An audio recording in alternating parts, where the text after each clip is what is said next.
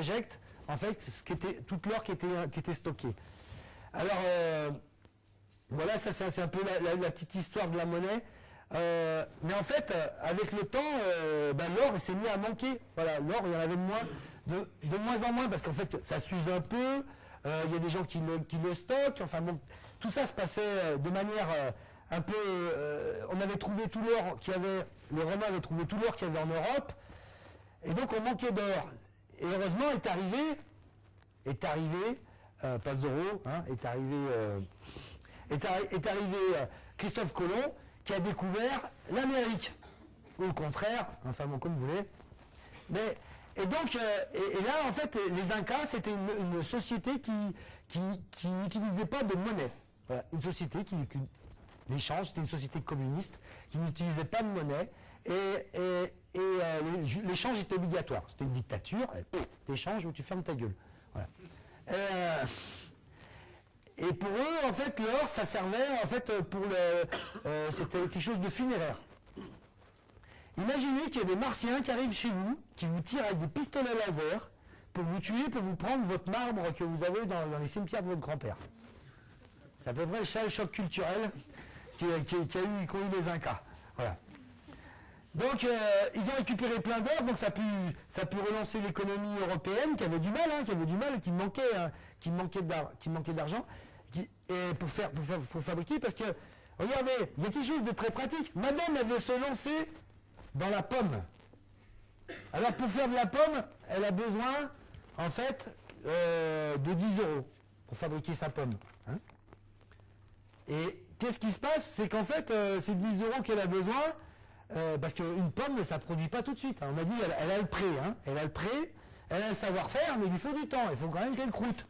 Alors pour croûter, qu'est-ce qu'elle va faire? C'est qu'elle a besoin d'emprunter. Et le problème, c'est que elle stocke son or. Et elle ne veut pas le prêter, parce que de toute façon, plus le garde, plus ça vaut de l'argent. Donc elle n'a pas envie de le prêter. Et c'est con, c'est qu'elle a le pré, elle a le savoir-faire, et elle crève la dalle. C'est con. Alors, on s'est aperçu quand même, en fait, c'était pas avec des paysans qui voulaient faire des champs, c'était plutôt avec des gens qui voulaient se lancer des bateaux à travers l'Amérique, mais bon, c'est une autre histoire. Je ne vais pas faire une conférence de 5 heures. Qu'est-ce qui se passe? C'est qu'on s'est dit, attendez, on va faire de la création de monnaie. Je veux dire, moi, je veux créer de l'argent, je vais prêter à madame, qui va payer monsieur pour travailler dans son champ ou lui acheter à manger. Elle va créer la pomme, vous voyez. Monsieur va acheter la pomme. Vous comprenez là, ça va? Et vous allez le rembourser. Et moi je vais déchirer l'argent que j'ai créé.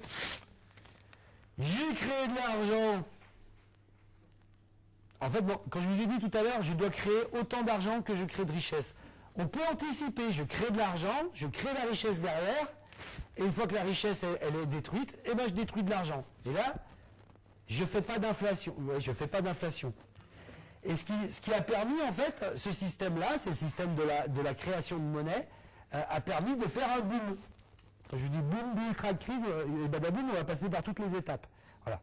Et donc, vous voyez, mais il y a quelque chose quand même qui est intéressant là-dedans et que j'ai oublié. C'est que moi j'ai fait ça comme si j'étais un service public. Ça aurait pu, hein. Vous voyez, je fais ça gratuitement. Pour le bien de la communauté, je prête de l'argent et elle crée de la richesse. Mais en fait, ça ne se passe pas tout à fait comme ça. Il manque une chose. On va repartir sur 500 €, ce sera plus simple. Je prête 500 € à madame qui paye monsieur, voilà, qui fait circuler son billet. Elle crée sa pomme, et madame, ça revient, le billet il revient. Vous voyez, tac, tac, il circule. Vous voyez, c'est important qu'il circule. On dit qu'un billet de 100 € est échangé 2 fois par mois. Si vous le gardez chez vous, ça veut dire que dans l'année, il y a 2400 € d'échanges qui ont été bloqués. Ça, c'était pour la petite histoire. Mais monsieur, là, il a faim, il veut acheter sa pomme, et madame, elle stocke son argent. Alors moi, je suis banquier, j'ai créé de l'argent pour créer de la richesse, et là, je vais faire une deuxième chose, c'est que madame, je vais lui dire, gardez pas votre fric, il faut le déposer à la banque. Déposer, c'est un faux terme. La vérité, c'est que vous me le prêtez, mais je préfère vous dire que vous le déposez. Vous pouvez venir le retirer dès que vous voulez, quand vous voulez, il n'y a aucun problème. J'en ai tout pour tout le monde, etc. Je vous rassure, parce que si tout le monde vient, je suis dans la merde. Et moi, je prête à madame, donc je fais un crédit mutuel, je prends, voilà, je vous fais croire que j'ai de l'argent, mais en fait, je l'ai prêté à madame, qui achète, non, à monsieur, excusez-moi, un monsieur qui achète la pomme, et elle me rembourse. Voilà. Et là, je redéchire la monnaie. Voilà. Donc, j'ai une double fonction. On peut dire qu'une banque, à la base, c'est très utile, parce que ça permet que l'argent circule là où elle ne circulait pas. Et ça permet de se lancer dans des activités là où, en fait, c'était bloqué. Alors, vous avez oublié, j'ai oublié quelque chose quand même. Il n'y a personne à vu. J'ai oublié quelque chose. Voilà, les intérêts. Et j'ai fait ça, donc je fais ça par intérêt. En fait, j'aurais pu faire ça. Il y a deux méthodes dans la vie, il y a la carotte et le bâton. Genre, ça pourrait être le bâton, soit tu gardes du fric, je te tape dessus, mais elle ne va pas se taper dessus quand même. Donc la bonne fonction, c'est la carotte. La carotte, c'est l'intérêt. Et l'intérêt, je l'ai relié à quoi, l'intérêt? L'intérêt, il est relié à quoi? À quoi on calcule l'intérêt? En fonction de quoi on calcule l'intérêt? Le temps. J'ai relié le temps à l'argent. Depuis ce jour-là, time is money. Time is money. Avion, métro, fusée, taxi, il n'y a plus de repos, il n'y a plus de répit. Le temps d'aimer comme tu rêves. Telle est la loi, courons ou bien crève. Et le soleil, il faudra le dresser. Il veut tout le temps aller se coucher. Terre d'enfer. Sois donc maudite si tu veux pas tourner plus vite. Time is money, ben moi... j'aime pas les boniments. Il n'y a pas de marchand qui vend du temps. Mettre sa joie dans une tirelire, l'échanger contre des bouts de papier, perdre sa vie à la garder. Moi, ça me fait sourire. Moi, je suis très gourmand, je veux tout goûter. Mais je prends mon temps, j'écoute, je regarde et je respire. Je ramasse comme ça un tas de souvenirs quand viendra le moment de partir. Time is money! Tuons le temps, il reste monnaie, c'est de l'argent. Les assassins ont trop à faire. On fait la queue devant les cimetières. Time is money! Allez, encore plus vite, bande de martyrs. Vous n'en finissez pas de mourir. Un seul tombeau, vive la technique. Et c'est pas la peine qu'on vous explique. Time is money! Time is money, moi j'ai le temps. Et quand viendra le moment, ça se passera tout simplement. Avec la merveilleuse escorte de tous les trains que j'ai pris, tous les baisers qu'on m'a donnés, l'odeur des arbres et des fleurs, toutes les saisons, les couleurs. Et quand je franchirai la grande porte, j'aurai un tas de souvenirs à me raconter. Et j'en ai pour l'éternité. C'est moi le vrai riche. Et time is money. Voilà, time is money Mélodie, c'était pour dire que le temps... Depuis qu'on a relié la monnaie à l'argent, le temps ne fait qu'accélérer. Et on va ça va même poser un gros problème qui est je vais essayer de répondre à la question. Vous savez que Jésus, il a emprunté 1 euro à un grec il y a 2000 ans, à 5%. 1 euro à un grec à 5% qui doit rendre en or. Eh oui, à l'époque, voilà. Combien doit Jésus aux Grecs? Vous êtes prêts? Bon, j'ai fait le calcul pour vous, voilà. Jésus doit 4 milliards, 2 milliards, 2 milliards, 2 milliards d'euros. Voilà, ça fait à peu près ça.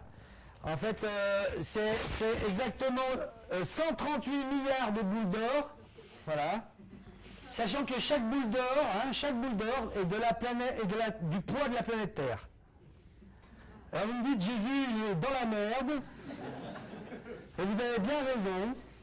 En plus, il est 2 fois dans la merde parce qu'il n'est pas prêt de toucher l'héritage avec un Père éternel. Voilà. Alors comment ça se fait que ça en arrive là? Alors on va essayer, là c'est la partie plomberie, on va faire de la plomberie financière. C'est qu'en fait la dette, c'est un peu comme... Vous voyez, la dette c'est un peu comme un seau qui se remplit par les intérêts et qui se vide par les endroits où on rembourse. Je vais essayer de vous le faire comprendre de manière plus visuelle. Alors, je suis désolé.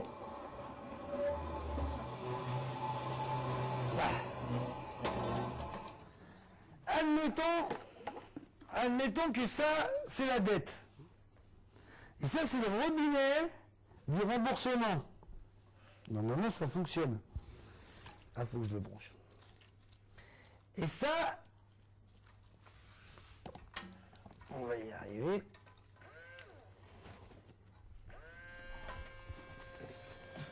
Voilà. Voilà. Admettons que ça, j'ai emprunté, voilà, ça c'est fermé, voilà. C'est Jésus, il a emprunté 1 euro. Et il rembourse jamais. Et vous voyez, mais en fait, ça appuie. Vous voyez, ça appuie, sa dette, ça c'est les intérêts, donc ça appuie. Alors au début, ça appuie tout doucement, mais vous comprenez bien, on va pas dire, sinon ça prend du temps, mais plus ça va se remplir, plus ça va appuyer.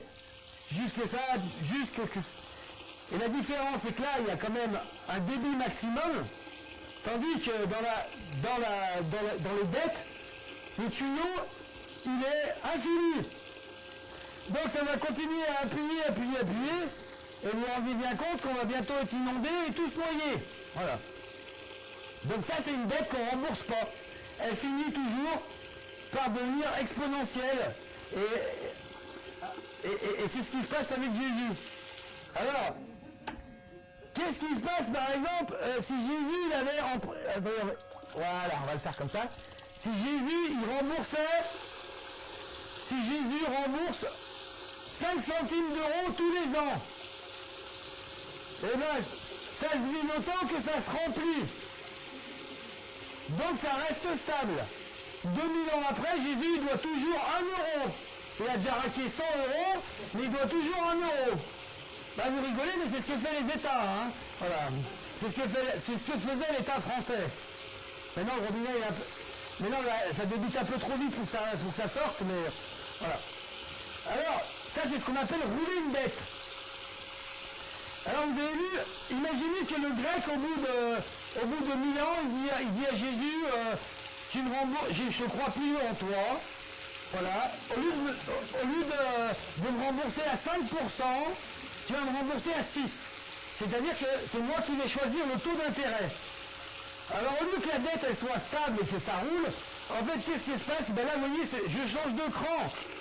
Voilà. Et Jésus il continue à rembourser 5 centimes par an. Et bien, au lieu que sa dette, au bout de 2000 ans, elle soit toujours à 1 euro, sa dette elle va passer à plusieurs milliards. Parce qu'elle va redevenir, vous voyez, vous comprenez, ça va redevenir exponentiel. Et on va repartir. Après, il y a la troisième forme de dette, c'est par exemple la forme de dette comme ça, quand vous achetez une maison, enfin j'espère pour vous, et c'est quand par exemple, en fait, vous remboursez plus que les intérêts. Et là, votre dette elle diminue, elle va diminuer tellement qu'à un moment, les intérêts ils vont s'arrêter et vous allez pouvoir finir une dette. Ça, c'est une dette. Mais vous avez vu qu'il y a un truc qui est super important, c'est là, c'est l'écran. Ça, c'est les taux d'intérêt. Voilà. Et si vous laissez les décider, en fait, une dette déjà c'est exponentiel, mais si vous laissez les taux d'intérêt comme c'est lui qui les décide, ça peut poser des problèmes. Alors, c'est ce qu'on appelle l'intérêt composé. Et il est exponentiel.